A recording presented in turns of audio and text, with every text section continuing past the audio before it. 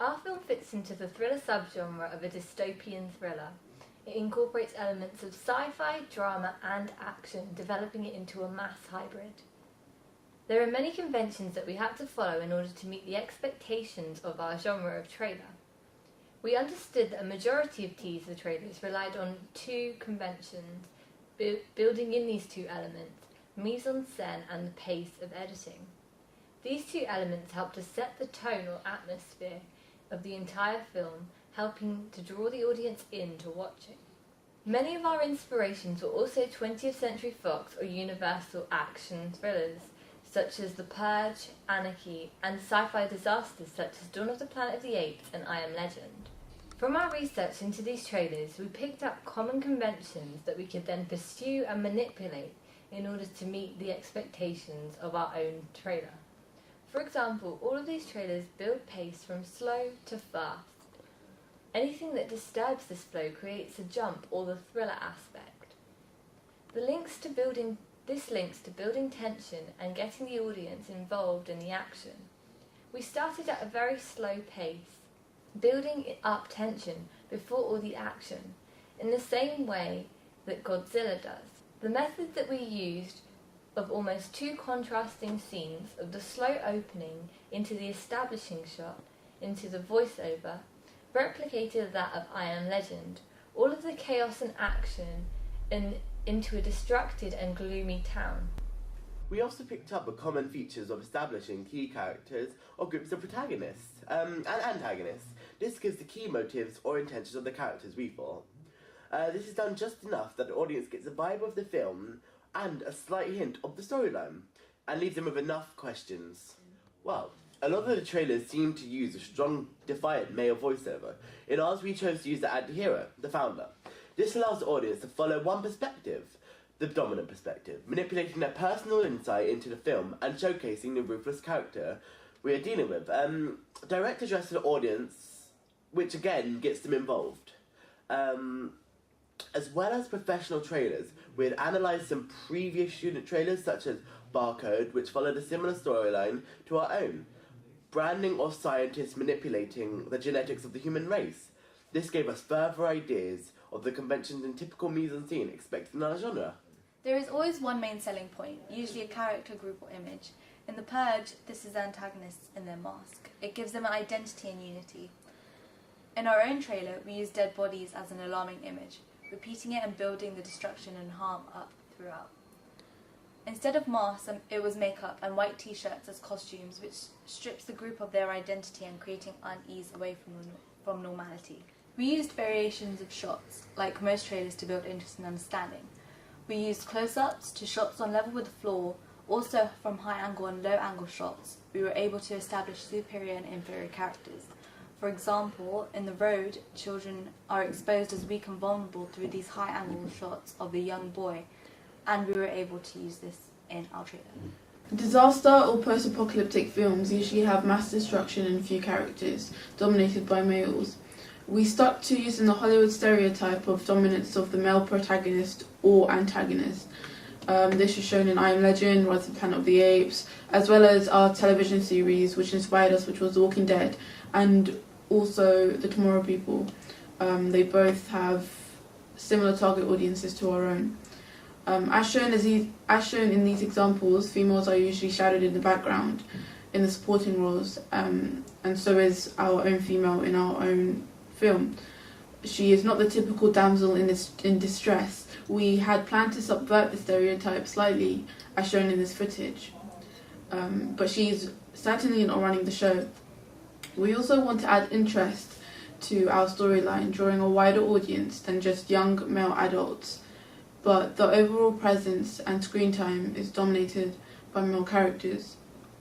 One shot that stayed with us was from Dawn of the Planet of the Apes. The extreme close-up shot of the strong eyes and the defiant Caesar with his red mark was powerful and shows the twist or nature and normality.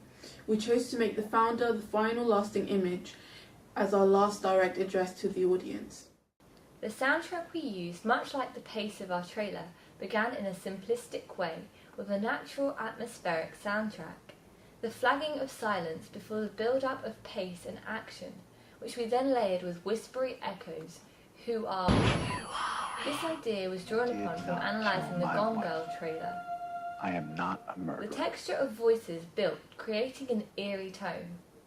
We found it difficult to work this around our voiceover, but worked effectively to embed this within the silent moments. We also tried to repeat and build on this phrase, but changed it at the last minute to "Who are you?" Again, directly addressing the audience, but this is also a statement directly from our main protagonist to the founder. Throughout our entire media course, we created 3 link pieces: a magazine, a poster, and a teaser trailer, and had to support each process with evidence from our Weebly websites. In the media industry, all aspects of advertisement are linked in order to create an attraction and desire to watch the actual film. This is why a link between the ancillary text, the magazine and the poster, is important to have a small link to the teaser trailer, and convergence is important in selling a product, of course. Convergence in our products can be seen through how the main and ancillary text look. For example, both the magazine cover and the poster have a similar symbol, which is the radioactive sign, which has been distorted to portray the twisted nature of our teaser trailer. This link is a way of creating a device to watch the film, and in perspective acts as a selling point for the film. Additionally, the convergence of these small links, such as the radioactive sign and the tagline, creates a dramatic effect on the page in order to engage the audience with both products as they wait for a bus or looking down the magazine aisle. We also believe that synergy between our production institutions and distribution companies is an effective way of creating an interest for the film, as an audience can see the 20th Century Fox logo and decide that that is the film that they would like to watch. Overall, we believe that the convergence and synergy in our main and ancillary product worked really effectively because in the professional situation, the link would help to create a market for the film and also help to sell the magazine as it competes on the shelf with other film magazine covers. The ideology behind our selection of what we wanted on the poster originated from the Rise of the Planet of the Apes film poster, in terms of layout rather than the aesthetics. You can see that we decided having a half-faced protagonist on our poster. We did this because it would be most effective because it creates an enigmatic tension, which engages the audience further. Additionally, the use of San Francisco in the backdrop of the Rise of the Planet of the Apes poster is effective as it shows an iconic city in a state of desolation from what has happened in the film. This has major similarities with our own film poster as we decided to show the desolation and destruction that the founder has caused with the serum. We changed the typical conventions of the location, and instead of showing an iconic building, we showed a desolated field in order to create a sense of isolation.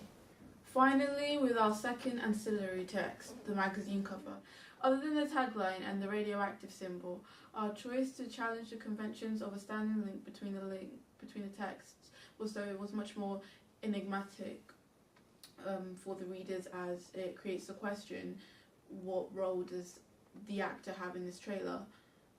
This creates a selling point and an interest for the product. We chose to use a protagonist on the poster to create an appeal for a female audience, and the antagonist on the magazine in order for the audience to question the relationship between these two characters. Additionally, we were going to try and use an action shot of the antagonist to create an atmosphere of tension, just like the poster uses an action shot of our protagonist, but we decided to use a still image of the antagonist in order to show the maliciousness of the antagonist staring at our audience. So, our ancillary text linked aesthetically through the radioactive symbol and the tagline, but we decided to keep them separate and challenge the conventions of your typical link between a poster and a magazine.